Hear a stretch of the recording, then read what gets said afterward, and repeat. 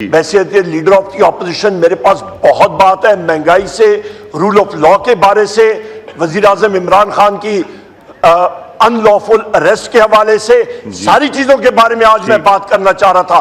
पर हमारे steam guest हैं, बात होती है टू द पॉइंट, बात होती है ऑनरिंग आवर गेस्ट, वो बात होती है। बिलावल भुट्टो जरदारी बावजूद इसके कि वो फॉरेन मिनिस्टर रह चुका है, उसने जो लंबी तमहीद बांधी है, मेरा ख्याल है किसी परेड ग्राउंड में उसे कोई इंस्ट्रक्शन आई होगी, आके उसने यहाँ पे तकरीर झाड़ दी है।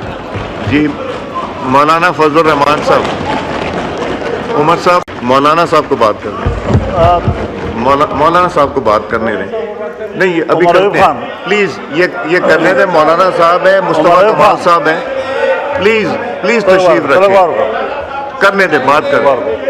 एक मिनट बात करने ना जी। मौलाना साहब, मुस्तफा कमाल साहब ने बात, जी उमर अयूब साहब जी करें। उमर साहब।